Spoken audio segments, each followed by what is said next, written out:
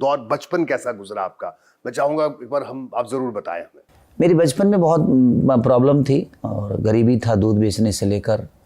और हमारे यहाँ बटैया खेत बोया जाता था, क्योंकि हमारे पापा के और हमारे दादाजी के पास 4 या 5 कट्ठा ही खेत था। मैंने 4 बीसा होते हैं ना, तो हमारे यहाँ 4-5 कट्ठा बोलते हैं उसको जी। तो वो 3-4-5 कट्ठा ही जमीन थी उनके पास। तो हमें 7 भाइयों को खाने पीने के लिए 5 कट्ठे से तो नहीं हो सकता ना।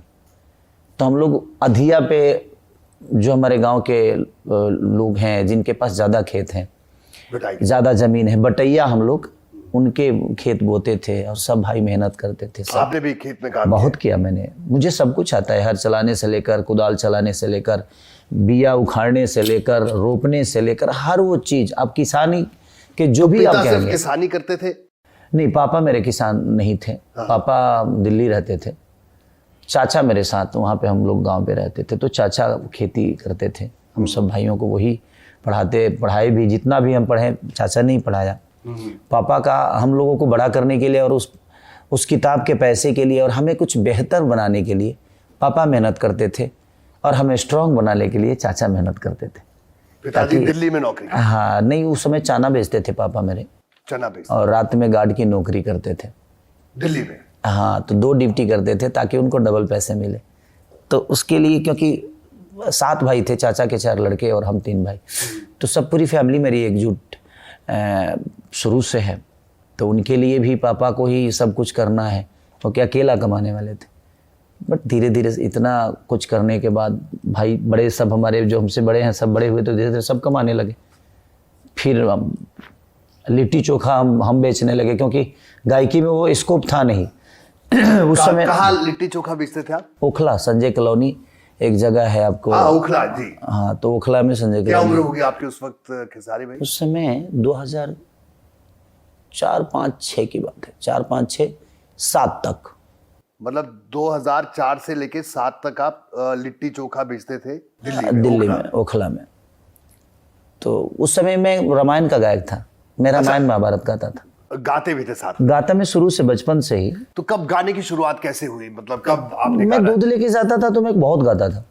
तो मैं, आधे तो लोग दूध हमसे इसलिए लेते थे कि मैं गाता था, उनको गाना सुनाता था, तो इसलिए उनके घर पे 250 ग्राम, किसी के घर पे आधे किलो, किसी के घर पे 1 किलो, तो 5-7 किलो में दूध लेकर उसी उम्र में जाता था। तो घर घर हम लोग पहले देते थे कि इनके घर पहुंचाना है मुझे।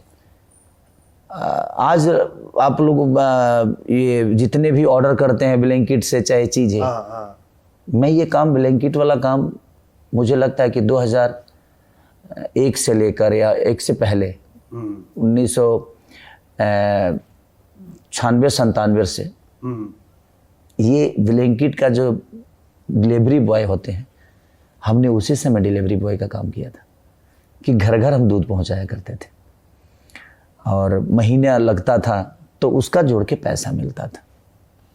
तो आपने पहले बिहार में ही गांव में काम किया, जो आप बोल रहे हैं दूध बेचने का, उसके बाद आप दिल्ली आ गए?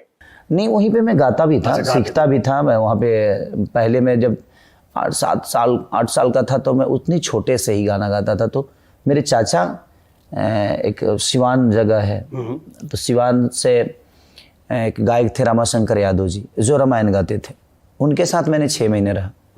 फिर वहाँ प्रॉब्लम आना जाने का हुआ, और सिवान का उस समय माहौल बहुत ख़राब था, तो उसके वजह से डर भी लगता था सिवान में रहने पे। तो फिर मैं चला आया। तो हमारे यहाँ के बगल के ही एक कमलाकांत मिश्रा जी गायक थे, जो रामायण के गायक आज भी हैं, तो उनके साथ मैं फिर रहने लगा। तो मैं 4-5 साल उन्हीं के साथ रहा। मैंने गायकी, बल्कि रामायण महाभारत सीखा, रामायण के हर वो चीज़ मैंने सीखी, महाभारत, शिव पुराण से लेकर हर चीज़ें, ताकि मैं व्यास बनूं।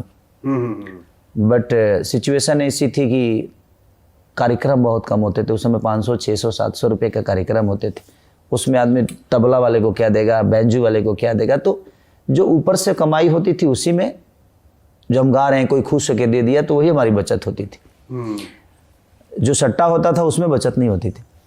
बट धीरे धीरे चीज़ें होती गई, फिर नहीं समझ में आया तो फिर दिल्ली आ गए।